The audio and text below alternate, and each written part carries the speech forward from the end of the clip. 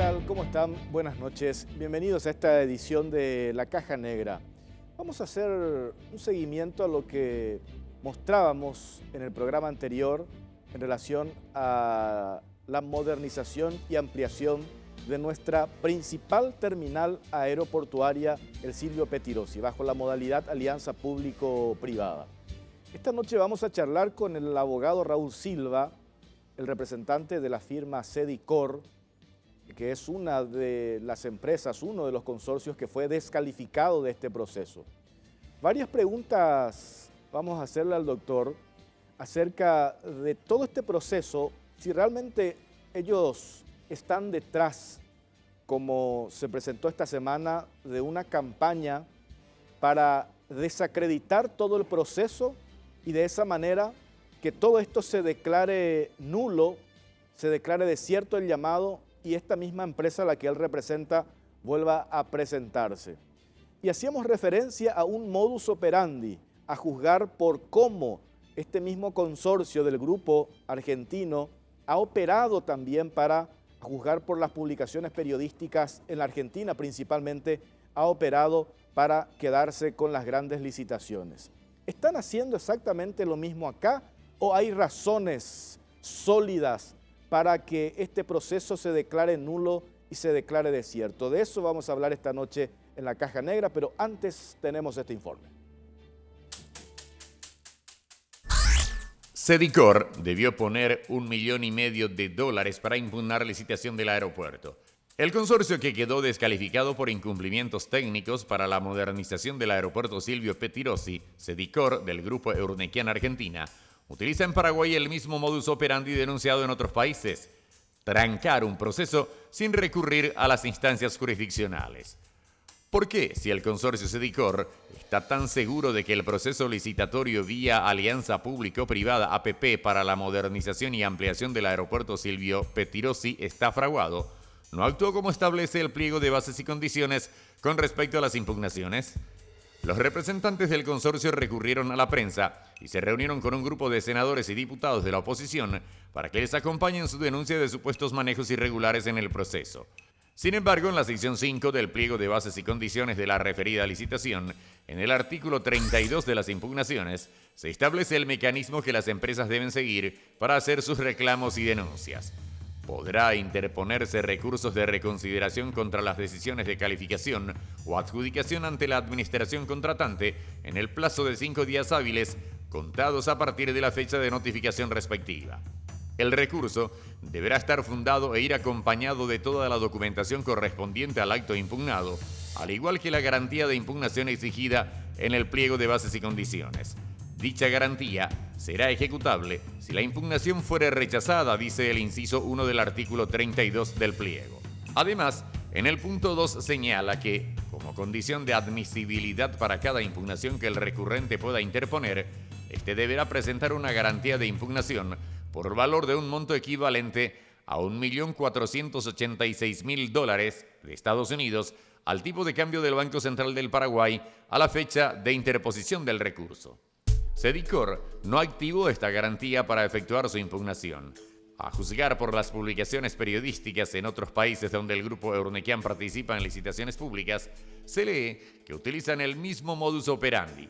Instalan la discusión en la prensa y en sectores políticos, pero nunca realizan una denuncia formal en las instancias que corresponden y establecen el pliego. Este modo de actuar les sirvió en el Uruguay, donde el grupo argentino quedó finalmente con la concesión de aeropuertos. Fue tan fuerte la campaña mediática que realizaron, acompañada de grupos políticos, que finalmente el gobierno de turno optó por la cancelación del proceso. Con esto logran espantar a las empresas que pugnan, ya que evidencia que el gobierno de turno cede a las presiones mediáticas y políticas y finalmente el grupo termina compitiendo solo en el proceso, quedándose con la adjudicación. Esto mismo quieren que suceda en Paraguay. De hecho, los representantes de Sedicor sostienen que el llamado debe declararse desierto por las supuestas irregularidades que computan al consorcio que está en competencia, que es SACIR Concesiones.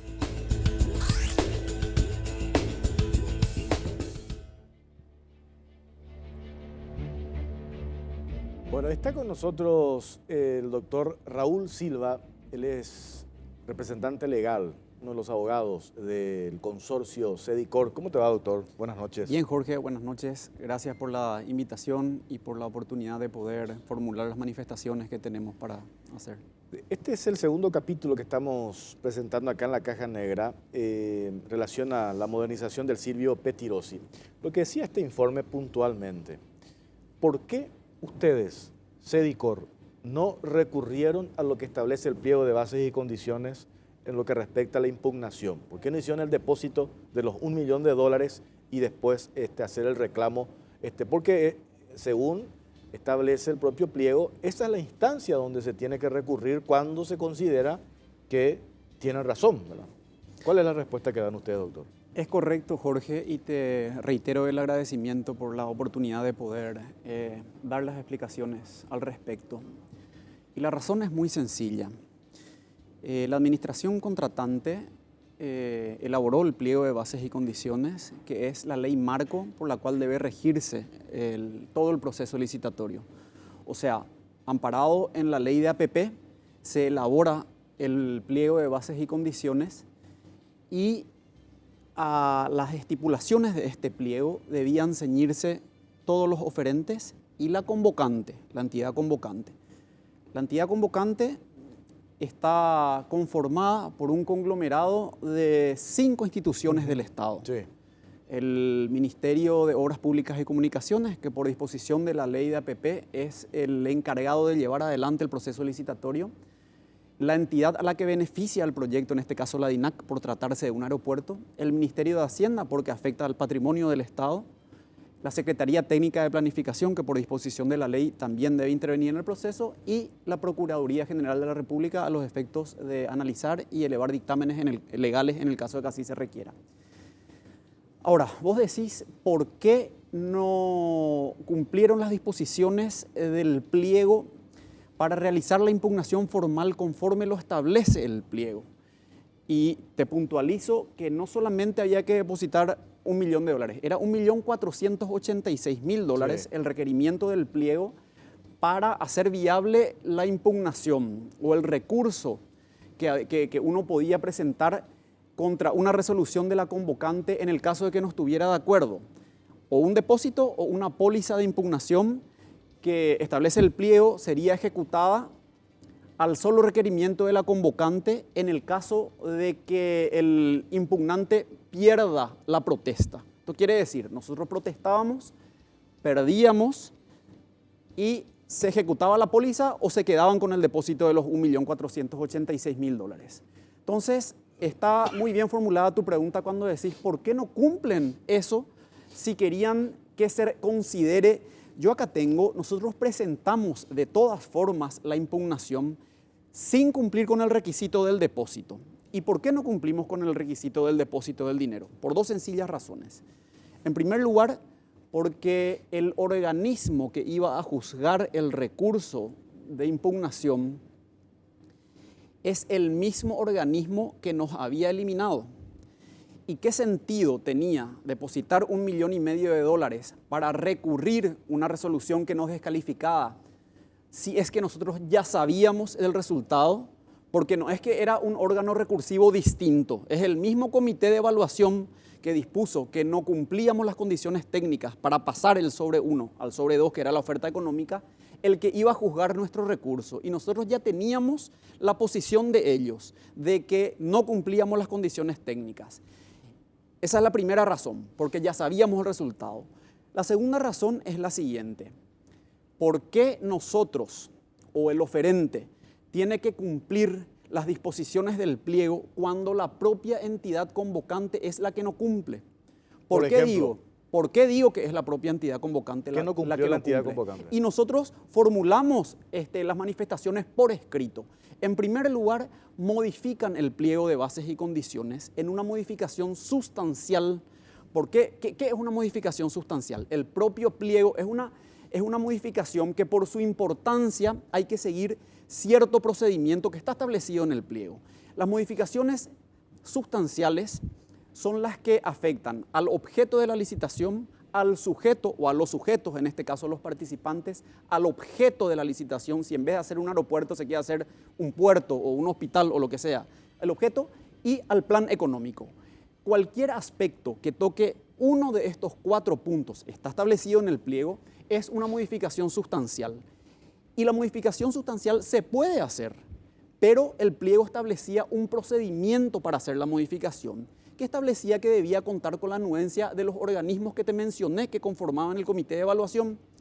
Esta modificación sustancial necesitaban hacer para que la empresa Vinci, francesa, asociada con Toxa Talavera Ortellado de Paraguay, consorciada, pueda entrar porque no podían acreditar la experiencia de 5 años en operación de aeropuertos que exigía el pliego. Al no contar con la anuencia de 2 instituciones que conformaban el comité de evaluación para hacerlo por adenda, porque el pliego establece, se podrán hacer modificaciones sustanciales vía adenda con la firma de todos los organismos intervinientes que conforman el comité de evaluación. Había 2 instituciones que no estaban de acuerdo, y te digo, la DINAC y el Ministerio de Hacienda no estaban de acuerdo con la modificación. ¿Por qué no estaban de acuerdo con la modificación? Acá te preciso. Compraron el pliego de bases y condiciones 13 empresas. En diciembre del 2015 se lanza la licitación. En enero compramos el pliego que costaba $5.000, 13 empresas. Solamente 3 nos presentamos. ¿Por qué se autoexcluyeron 10? Porque de la lectura del pliego consideraban que los requisitos hacían que ellos no puedan participar. Muy probablemente por este artículo que modificó a través de una consulta fuera de lo establecido, del procedimiento establecido en el pliego, modifica la dirección de proyectos estratégicos. Claro, convengamos que eso último, doctor, puede ser una presunción, ya es una presunción. Es tuya. una presunción, es una presunción. ¿Por qué no se presentaron? Totalmente, no, es una presunción, pero que yo puedo hacerla. Técnicas, entonces, el punto 1, vos me dijiste, ¿por qué ellos no respetaron la regla del juego? No respetaron porque modifican el pliego de manera sustancial sin cumplir lo establecido en el pliego. Ahí es un paréntesis. Decís modificaron de manera sustancial. Cuando yo consulto con la gente del MOPC, ellos me dicen que consideraron de que no era una modificación sustancial, de que tienen dictámenes que hacen referencia a que no era una modificación sustancial como para hacerlo vía adenda, que bastaba con lo que finalmente determinaron. Lo hicieron a través de una consulta y es correcto. Pero ante esta disyuntiva de si era o no una modificación sustancial, yo te respondo. Con lo que dice el propio pliego de bases y condiciones, cualquier modificación que afecte el sujeto, el objeto, el plazo o el plan económico será modificación sustancial. Ellos modificaron los sujetos que podían participar de la licitación porque sin esa modificación, que finalmente se hace a través de una consulta decidida solamente por la ingeniera Claudia Centurión, directora de la DIPE, le permiten participar a un sujeto y probablemente le hayan excluido de participar a otros 10, que puede ser o no ser esta la razón. Entonces, ¿por qué nosotros tenemos que cumplir las reglas del juego depositando $1,5 millones cuando el mismo que va a juzgar nuestro recurso es el comité que nos eliminó, o sea que ya sabíamos de antemano el resultado, si ellos no cumplen las reglas del juego que ellos establecieron? Esa es la primera. La segunda, la que probablemente sea adjudicada, la empresa española SACIR consorciada con la chilena AUNSA, el consorcio SACIR-AUNSA, no puede seguir en la licitación porque incumple el pliego. El propio pliego establece que si Vamos a entrar a hablar ahí, pero antes quiero hacerte una consulta también para que no sea un monólogo nomás tuyo. Correcto. ¿Está bien? Cuando vos decís, nosotros sabíamos cómo íbamos a hacer la impugnación, cuando sabíamos que la institución convocante ya no descalifica, pero eso está en las reglas del juego. ¿O quién iba a venir a determinar si esa impugnación corre o no? Por supuesto que era la misma institución. No va a venir la Asociación Paraguaya de Fútbol a determinar eso, ¿verdad? Es correcto, la misma institución. Es correcto. Pero entonces digo nomás, doctor, esa es la regla del juego a la que ustedes decidieron al formar parte de este proceso licitatorio. ¿Cuáles son las reglas del juego? Son estas. Bueno, entramos. Era obvio que si había una impugnación, esta era la institución que iba a finalmente determinar si la impugnación de ustedes corría o no corría. Absolutamente cierto lo que estás afirmando, pero yo te pregunto, ¿por qué las reglas del juego son obligatorias e imperativas para uno y no para el que elaboró las propias reglas del juego y los otros participantes? Pero ahí esos mismos que elaboraron que decís las reglas, yo estoy diciendo respondiendo la consulta que le hice a la gente del MOPC, ellos dicen, responden a eso que vos me estás diciendo, doctor, de que hicieron la consulta. y tienen un dictamen al respecto que consideraron de que no era una modificación sustancial, ¿verdad? Ellos hicieron eso responden ellos. Entonces dicen, acá está. Entonces no hacía falta hacer una adenda, claro, porque nosotros hicimos la consulta, si hacíamos no adenda. Y suponte que no cumplieron ellos eso. Sí. Y al final, hoy Vinci está fuera del proceso, convengamos, ¿verdad? Prácticamente, por el canon ofrecido, el 1% que es irrisorio, ¿verdad? Por eso tengo dos cuestionamientos hacia el respeto de las reglas de juego. Porque si me decías también, modificaron una cuestión sustancial y lo hicieron vía consulta y no vía adenda, y si finalmente Vinci seguía en el proceso y se estaba encaminando para que sea Vinci, ahí tendría sentido. Tendría sentido, pero ahora ni siquiera está en competencia, está fuera, ¿verdad? Por el 1%. Entonces, tampoco... Te cierra mucho. Me cierra mucho la teoría. Correcto, y podrá no ganar esta empresa. Pero lo cierto y lo concreto es que en ese momento se realiza una modificación del pliego a través de una consulta, debiendo seguirse otro procedimiento establecido en el propio pliego. Por eso que yo te digo, ¿por qué nosotros estamos obligados a cumplir y ellos no cumplen? En segundo lugar, el propio pliego establece que el oferente no podrá tener demandas por incumplimientos en el Paraguay o en el estado de origen. La empresa que probablemente sea adjudicada, te decía, la empresa SACIR, por el canon que ofreció del 32%, tiene demandas por incumplimiento.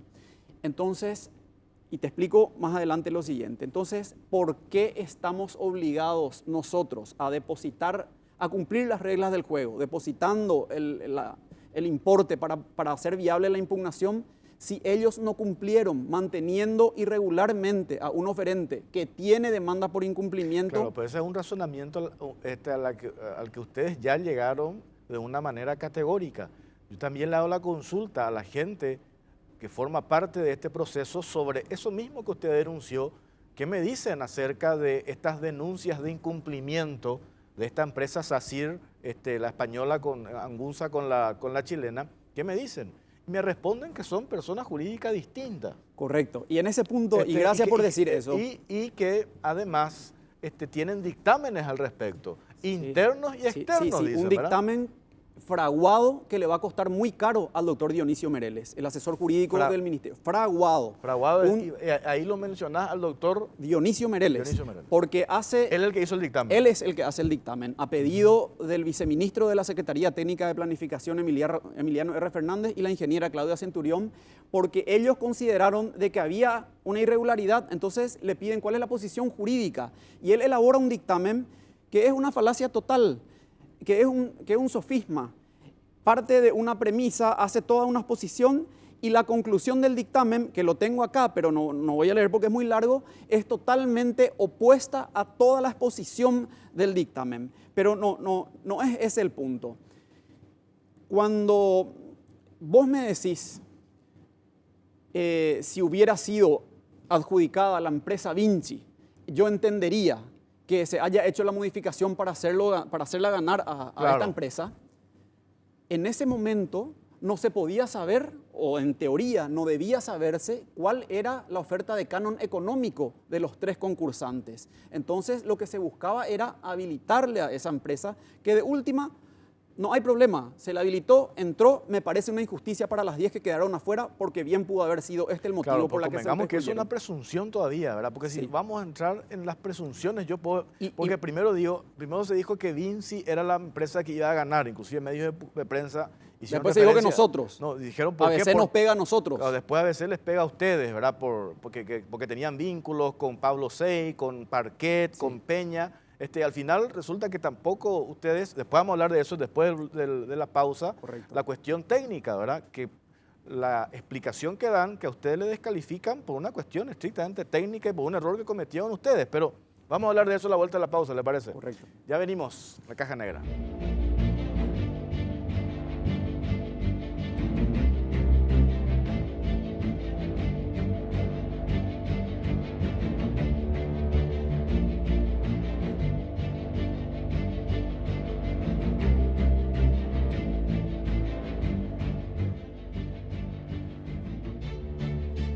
Ante cualquier problema legal que tengamos en la Caja Negra, tenemos la asesoría jurídica de Bóveda y Asociados, el bufete de abogados integrado por Leticia Bóveda, Rodrigo Galeano, José Ibarra. Bóveda y Asociados, ante cualquier problema legal en la Caja Negra. Doctor, a ver, la cuestión que tiene que ver con la descalificación del consorcio al que representás, Sedicor. Sí. Se habla de una cuestión técnica. Por más de que después hicieron una conferencia de prensa, ustedes mostraron, mirá que nosotros íbamos a pagar mucho más, incluso no sé quién dijo de que parte de lo que ese canon iba a quedar para el Estado, otros se iban a quedar. Bueno, pero independientemente de eso, cuando yo me meto en la investigación en este tema, por eso hablo contigo, hablo con la otra parte para sacar en limpio a ver qué es lo que hay en toda esta historia, me dicen de que la empresa Sedicor tuvo la brillante oportunidad de responder esos cuestionamientos técnicos y para rectificarse, ¿verdad? Y sin embargo se ratifica.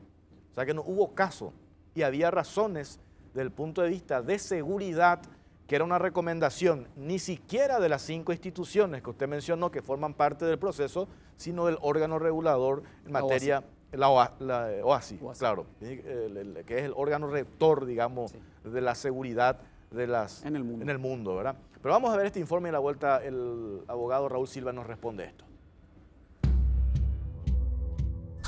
Consorcio se niega a admitir error en la presentación de su oferta técnica. Tuvo chances de rectificarse ante la consulta de la convocante, pero se ratificó. Sedicor no priorizó seguridad de pista y le costó la descalificación. El consorcio Sedicor, del grupo Urnequian, tuvo la brillante oportunidad de corregir su error ante la consulta realizada por el comité evaluador sobre aspectos técnicos requeridos. Sin embargo, se ratificaron en su posición y no cumplieron las exigencias técnicas relacionadas a las dimensiones del área de seguridad de la pista de aterrizaje, y eso le costó la descalificación del proceso. Ellos mismos conspiraron en contra suya. Hubo desajustes internos de sus propios ingenieros, según admitieron los mismos representantes del consorcio Sedicor del grupo Urnequian. Este consorcio quedó descalificado del proceso licitatorio para la modernización del Aeropuerto Internacional Silvio Pettirossi, que se lleva adelante bajo la modalidad Alianza Público-Privada APP. El comité evaluador, antes de la fecha programada para la apertura de las ofertas, tenía entre sus atribuciones la facultad de consultar a los oferentes dudas que tenían acerca de las respuestas a los requerimientos establecidos en el pliego de bases técnicas PBT. Este proceso de análisis de las propuestas técnicas llevó unos 6 meses, durante los cuales se realizaron varias consultas a los oferentes. El 29 de agosto de 2016 se realizó esta consulta al consorcio Sedicor en el ítem Área Seguridad de Extremo de Pista RESA. Remitir aclaración sobre el efectivo cumplimiento de las especificaciones solicitadas en los ERTM. Esta consulta se hizo en base al requerimiento de campo de vuelo, fases de desarrollo que exigían lo siguiente: adecuación del área de seguridad de extremo de pista en ambas cabeceras de pista para proporcionar un área de seguridad de extremo de pista de 240 metros de longitud y 150 metros de ancho, de conformidad con la directiva de la Autoridad Aeronáutica Civil de Paraguay. El consorcio Sedicor remitió su respuesta el 12 de septiembre de 2016 de la siguiente manera. Al respecto, se amplía remitiendo aclaración sobre el efectivo cumplimiento de las especificaciones solicitadas en los RTM referentes a medidas requeridas en ancho y largo de franjas de pista. Se ha considerado la siguiente intervención. En el área comprendida entre los 240 metros de longitud y 90 metros de ancho en ambas cabeceras, se realizarán las siguientes obras que fueron especificadas. Ante esta respuesta, el comité evaluador hizo el siguiente resumen y análisis de la respuesta enviada por el consorcio Sedicor y expresa lo que sigue. Teniendo en cuenta que en la aclaración solicitada por la administración contratante en fecha 29 de agosto de 2016, se recalcó que las dimensiones solicitadas para el RESA son de 240 metros de longitud por 150 metros de ancho, a la que el oferente ha contestado que tiene previsto realizar intervenciones diferentes en el área comprendida entre los 240 metros de longitud y 90 metros de ancho en ambas cabeceras, mejoramiento y nivelación de suelo, y en la franja comprendida hasta los 150 metros de ancho, solo nivelación. Se verifica de manera contundente que el área de RESA propuesta por el oferente es la descrita en el punto 1 y no así en el punto 2. En resumen, en lugar de colocar 150 metros como establecía el pliego, pusieron 90 metros y era determinante porque así lo establecía el estudio de factibilidad. El área de seguridad de extremo de pista busca reforzar la protección de las aeronaves en caso de que éstas salgan accidentalmente de la pista.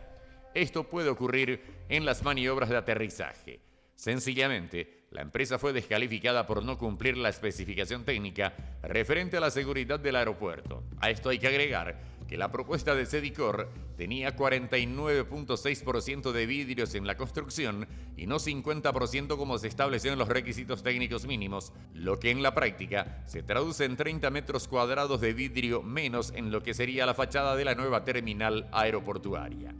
Tras la denuncia de Cedicor, el viceministro de Obras, Juan Manuel Cano, dijo que el referido consorcio, al participar, aceptó someterse a las condiciones del pliego y este disponía que si no pasaba la evaluación técnica, no podía abrirse su oferta económica ni ser tenida en cuenta. Bueno, ahí está. El informe parece que es contundente, que ustedes, Cedicor, se les consulta. Es cierto que van a poner 240 metros de longitud y 150 de ancho. Ustedes dicen, no, 240 de longitud y 90. ¿Por qué? Bueno, muy bien.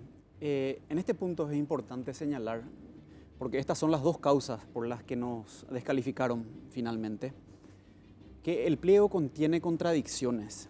El pliego establece que el estudio de factibilidad realizado por la OASI, que es la Organización de Aviación Civil Internacional que regula todo lo concerniente a la aviación en el mundo, hizo un estudio de factibilidad previo a tomar la decisión si se licitaba vía APP o no. El pliego de bases y condiciones establece que el estudio de factibilidad forma parte del pliego de bases y condiciones. El estudio de factibilidad en el punto 1.4.1.3 establece lo que establece la norma OASI, porque justamente es la OASI el que hace el estudio de factibilidad. La norma OASI establece que la RESA, que entre paréntesis hoy nuestro aeropuerto no cuenta con RESA y venimos operando así desde siempre.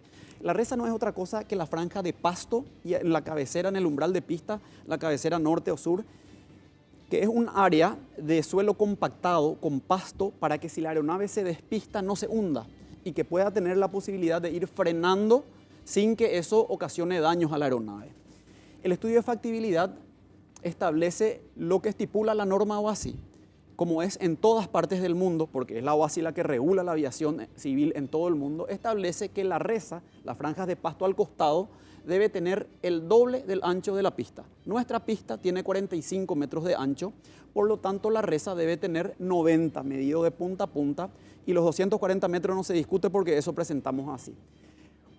El pliego en el estudio de factibilidad dice eso que dice la norma OASI. Y en otro punto el pliego dice deberá tener 150 metros, que lo que abunda no daña. A nosotros no nos parece mal que tenga 150 metros y que hemos aceptado hacer de 150 metros. Pero en la etapa de consulta, cuando detectamos la contradicción entre lo que decía OASI en el estudio de factibilidad y lo que decía el pliego, uno decía 90 y otro decía 100, formulamos la consulta. Se hicieron más de 450 consultas en la etapa de consultas. A nosotros no nos respondían ninguna. Le respondían a Vinci, le respondían a SACIR. A nosotros nos respondieron 3 días antes del cierre de la etapa de consultas. Como nosotros teníamos que presentar la oferta, ¿qué hicimos? Fuimos a la norma OASI. Dijimos, no nos están contestando lo que le preguntamos, si es 90 o si es 150. Vamos a regirnos por lo que dice la Constitución Mundial de la Aviación, que es la OASI, que dice el doble del ancho de pista. En este punto quiero recordarte que la empresa Cedicor, que es el holding de Corporación América, es el mayor operador de aeropuertos privados del mundo. Tiene 53 aeropuertos y como 100 pistas, porque hay aeropuertos que tienen más de una pista. En todas sus pistas en el mundo, que operan hace más de 20 años, tienen la norma OASI, el doble del ancho de pista. Acá queremos inventar la pólvora, no hay problema. Pero por eso puso la OASI. Eso dice la OASI. Claro, pero y nosotros, ante la consulta que realizamos, sin respuesta por parte de la entidad convocante, fuimos a la Constitución Nacional y a la pirámide de Kelsen, que establece el orden de prelación de las leyes. La Constitución Nacional por encima, los tratados y acuerdos internacionales ratificados y canjeados. Paraguay es signatario del Convenio de Chicago de 1948, por el cual aceptamos las disposiciones de la OASI y nos afiliamos a la OASI. Por lo tanto, lo que establece OASI está por encima de las leyes, de los reglamentos y de un pliego de bases y condiciones que se contrapone, y en el mismo pliego contiene la contraposición entre 90 y 150. Ante la falta de respuesta a la consulta que formulamos, cumplimos lo que establece la OASI. Entonces, eso, y quieren instalar de que era una oferta insegura. Te repito, hoy no contamos con la resa y vos volás siempre, yo vuelo siempre y los aviones aterrizan en forma impecable. Pero si un avión se despista, hoy se hunde porque la tierra no está compactada. Nosotros aceptamos hacer lo que dice OASI y lo que tenemos en 53 aeropuertos del mundo. Y resulta que eso no es válido. Punto 1 que me consultaste.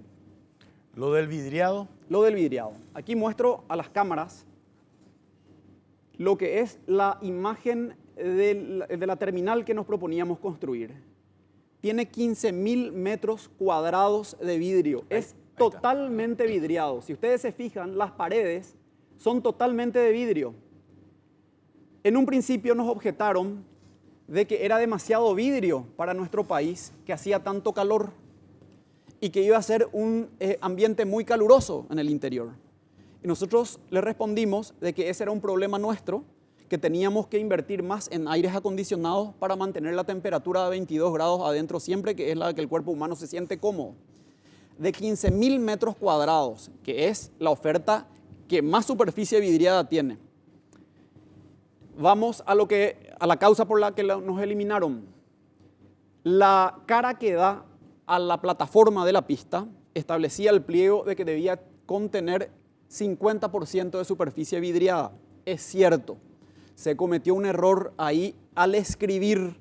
Se escribió 49.06%. Entonces, en teoría faltaría, pero es un error en la escritura, porque si se mide el plano que presentamos, se mide largo por altura, se tiene la exigencia del pliego de bases y condiciones. Y nosotros cuando nos consultan eso, hemos contestado de que se trataba de un error en la escritura. De tipeo. Pero que contenía la superficie. ¿Qué hace la ingeniera Claudia Centurión?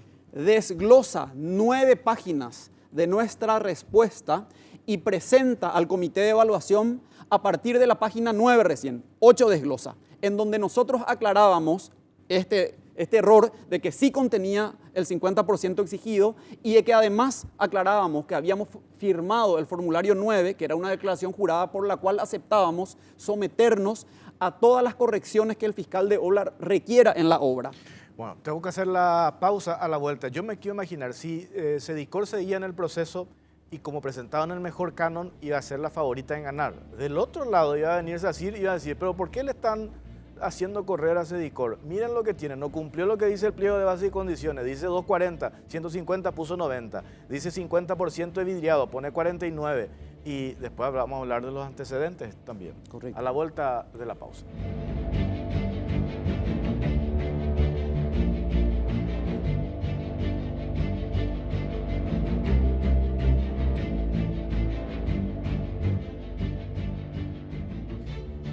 Ante cualquier problema legal que tengamos en la caja negra, tenemos la asesoría jurídica de Bóveda y Asociados, el bufete de abogados integrado por Leticia Bóveda, Rodrigo Galeano y José Ibarra. Cualquier problema legal en la caja negra, Bóveda y Asociados.